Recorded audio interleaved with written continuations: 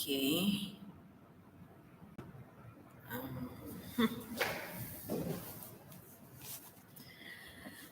Testing, testing, testing. Okay. Hi.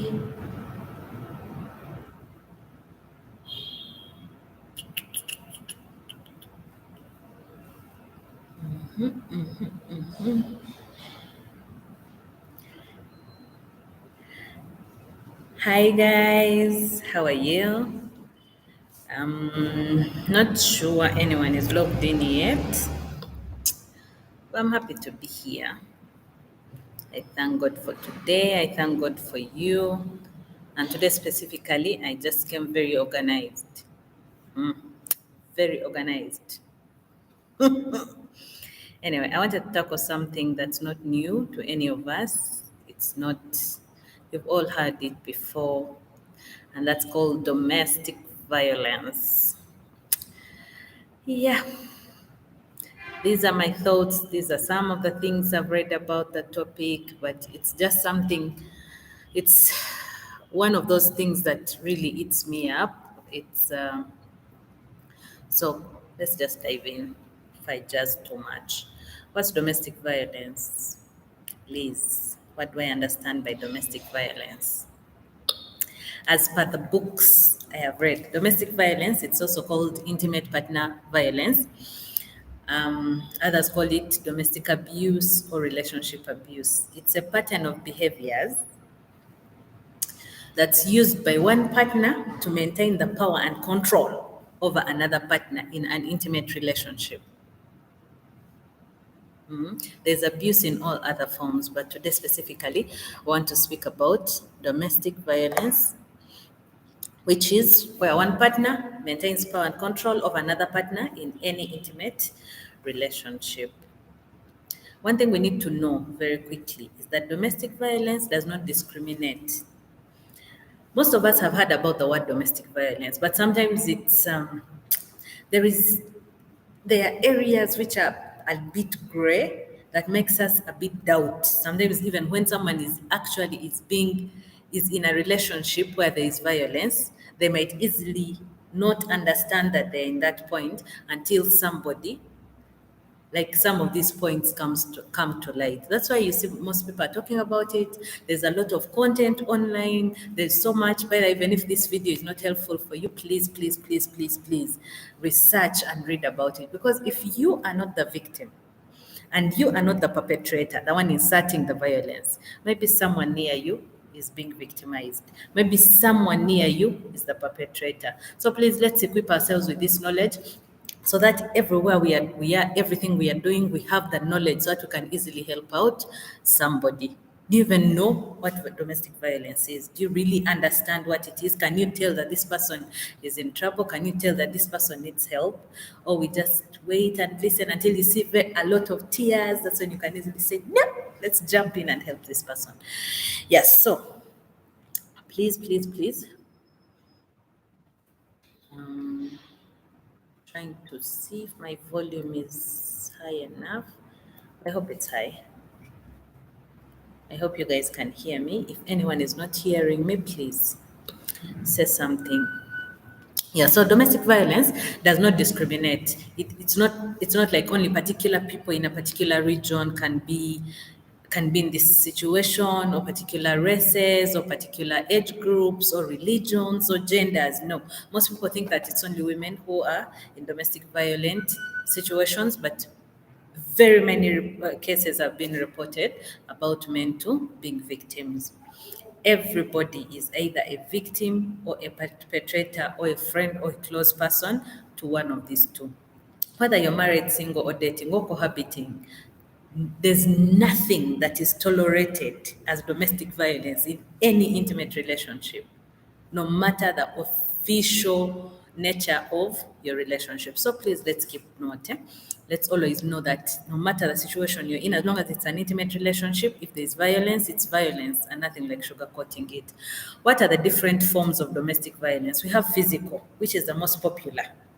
Physical, under it there is sexual. There is emotional, even under it, there is sexual. There is economic deprivation. There is arousal of fear, threats of intimidation. Eh? Those whereby someone has not touched you, he has not done anything, but he will arouse fear of God inside you. There's prevention of, like, where someone prevents you totally from doing everything that you wish for. That's also a form of domestic violence. There's forcing you to do acts against your will. Tell somebody, no, me, I can't do that. And they force you to do it. Yeah. So let's keep note. There's something beautiful here about, like, it's a ring. I'm going to put it somewhere if I manage the technology. But it's a ring whereby it shows us the cycle and the different forms of domestic violence. We have physical, we have emotional, we have using intimidation, we have using coercion and threats, we have economic abuse, we have using male privilege. This one I know very many people might not, but yeah, so there's one where people can use children to manipulate you, minimizing and denying blame on themselves, especially when they've done something wrong. So, what does all this mean? Like, what does it mean in detail? Physical and sexual abuse. I combine them because when you're sexually abused, it's part of the physical. It's part of your physical. That's why they are combined. When physical force, this means when physical force is used in any way that injures you. When physical assault or battering is inserted on you, that's physical abuse.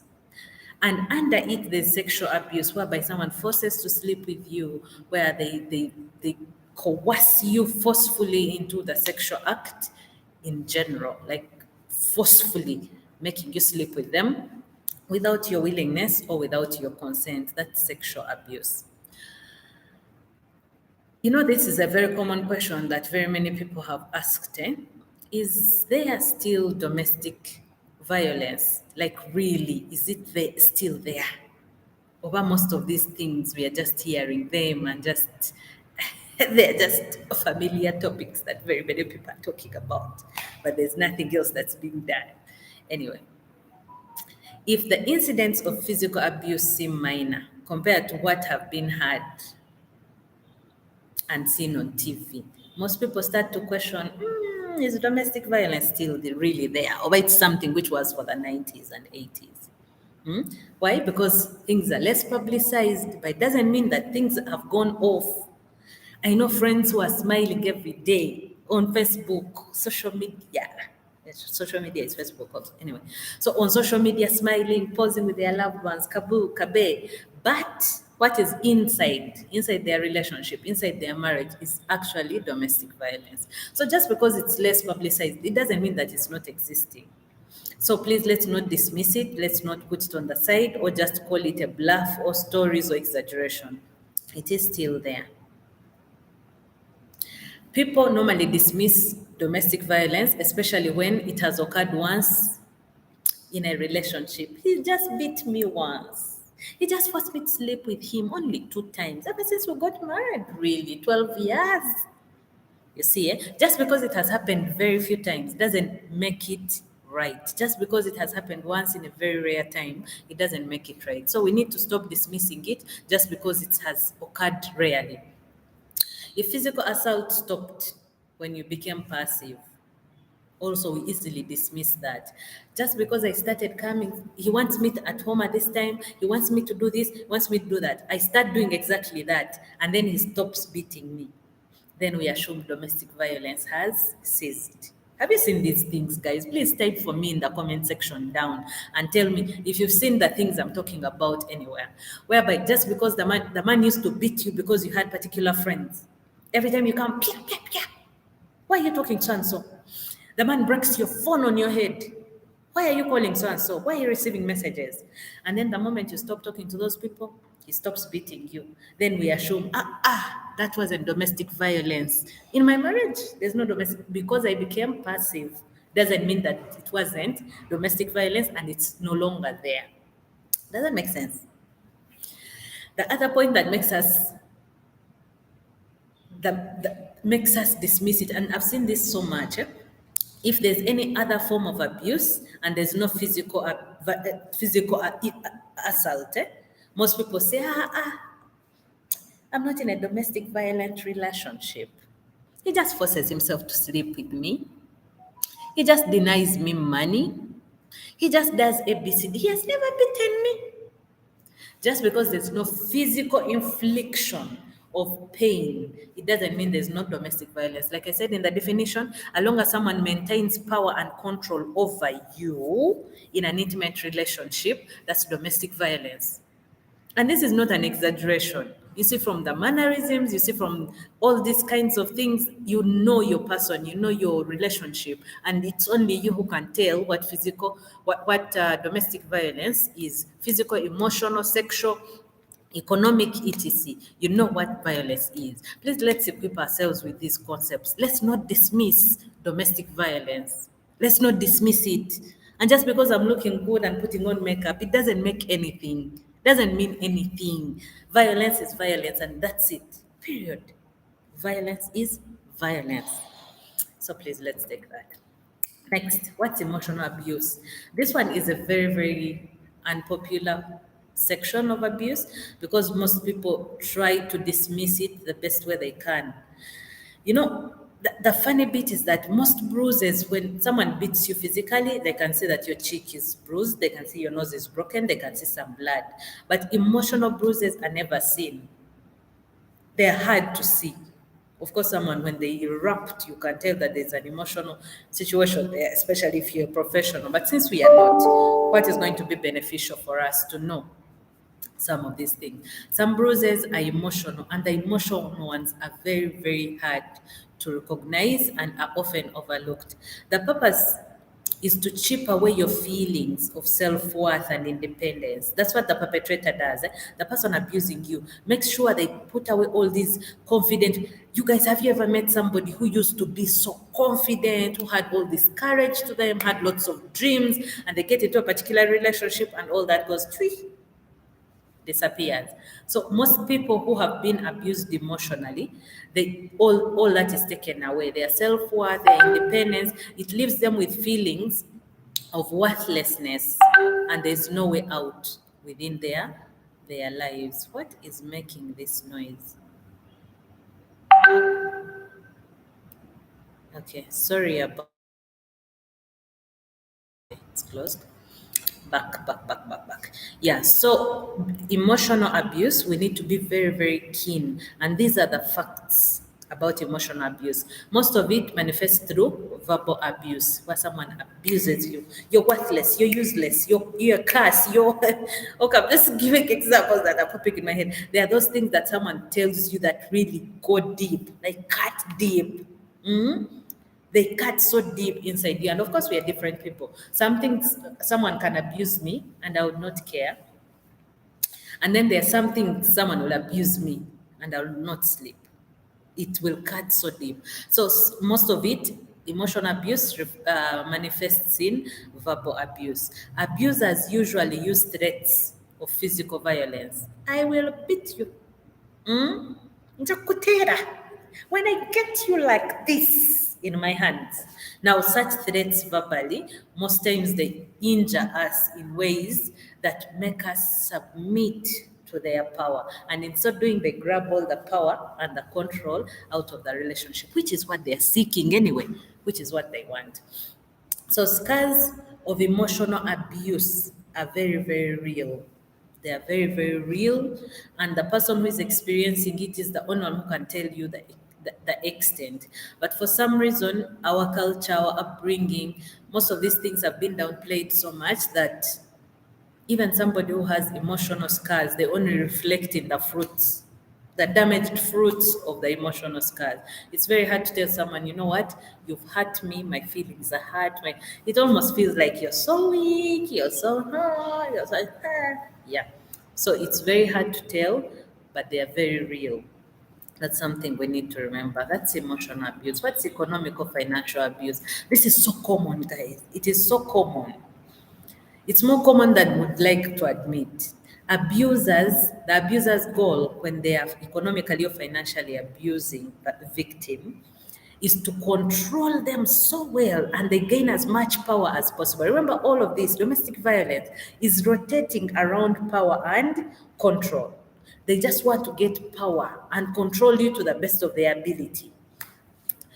So they control the finances, they will withhold the money, even if you're the one working. They'll take the money away from you. They'll do everything to make sure they are the ones giving you what to spend. Serial accountability. Guys, there are people who will make you bring a receipt for everything, account for this. There should never be a extra. If you've gone to the market by A, B, C, D, you should never go beyond, even when it's your own money.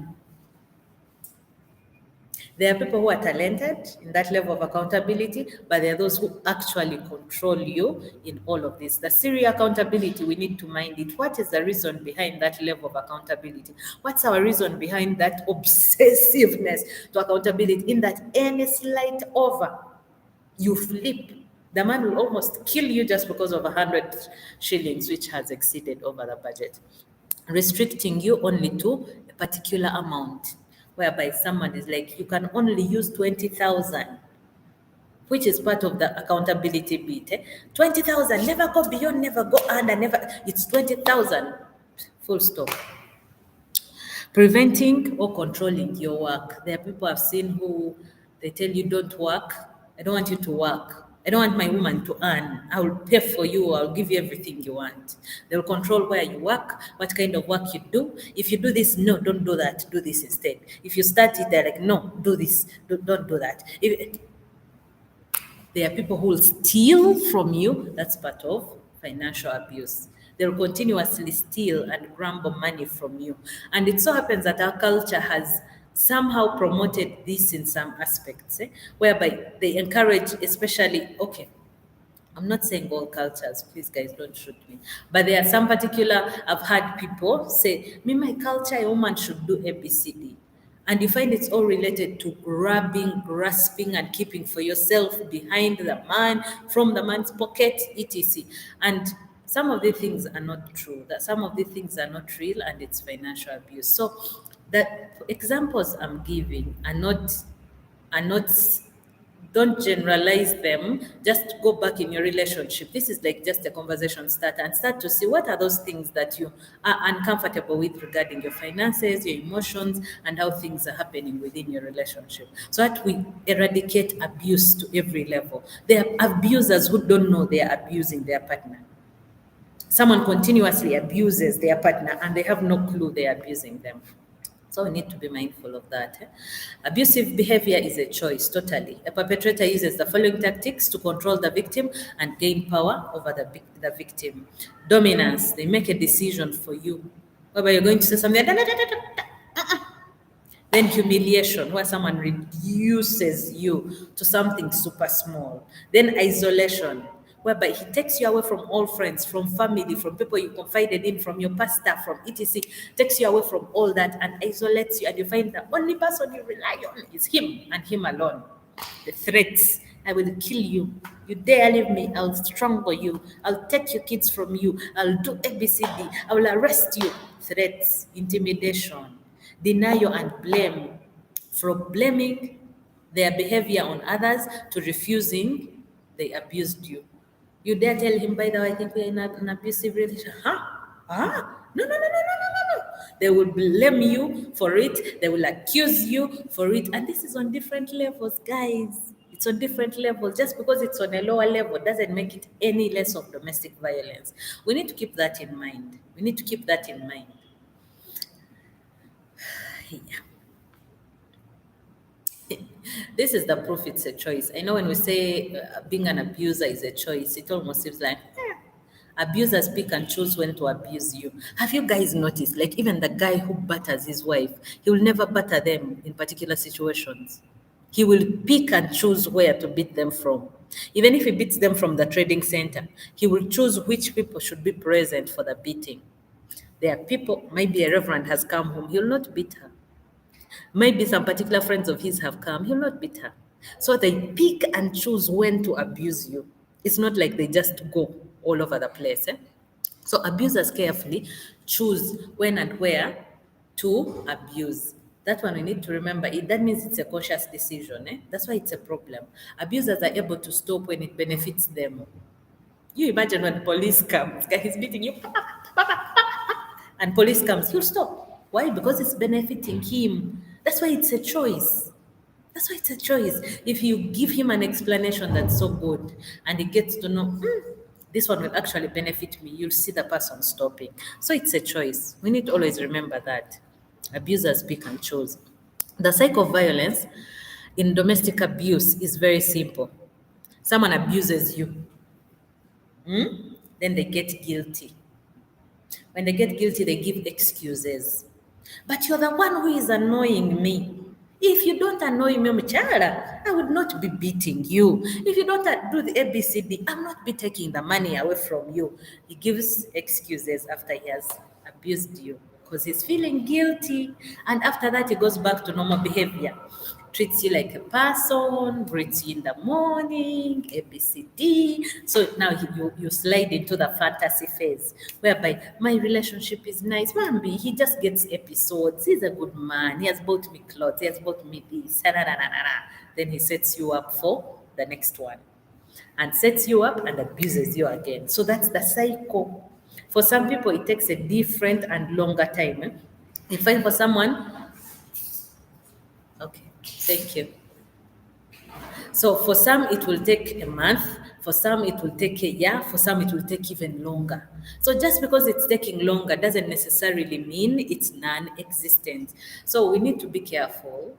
He abuses you, he gets guilty, excuses, normal behavior, takes you into a fantasy relationship, and after that sets you up for another abuse. Literally, I have witnessed this, guys, whereby I know somebody, the guy beats her today. After beating her, the next day, okay, not the next day always, like the next time, he's now explaining to her why he beat her up, and then she's crying, and then he's comforting her, and then he goes back to his normal nature, where he's coming back at the same time, he's eating her food again, he's, no. Then all of a sudden they're going out, he's buying her dresses, fantasy, he's buying her gifts, apologizing, and then before you know it, now they are back. He's telling her, don't, tara, setting her up for the abuse. And before you know it, again. So this is a cycle and it happens over and over and over again unless somebody gets help. If they don't get help, do not expect this cycle to ever break. Jesus Christ. What are the warning signs of abuse? People who are being abused may seem afraid or anxious. Now, this is to help us, especially if you're not the abuser, you're not the victim, but you know somebody who might be one of the two. So it's easy to know a victim by the following. The person being abused normally seems afraid and anxious to please the other partner. Oh my God, I have to go home, guys. It's almost 7. I don't want my husband to be mad. Like an abnormal level of anxiety to please the other partner. There is saying, oh, I want to do something for my husband. That's different. But I have, yeah. They go along with everything their partner says. This masquerades as submission, especially for us women, whereby the man says, okay, okay, everything. Like this, we are talking about 100%. Every single thing the partner says, the person goes with. It masquerades as submission. But if you're to everything, even things that the victim doesn't want to do, they will do just to please the partner.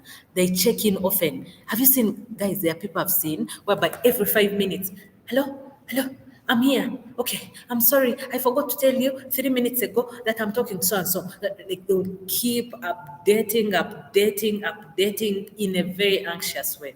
They receive frequent harassing calls from their partners.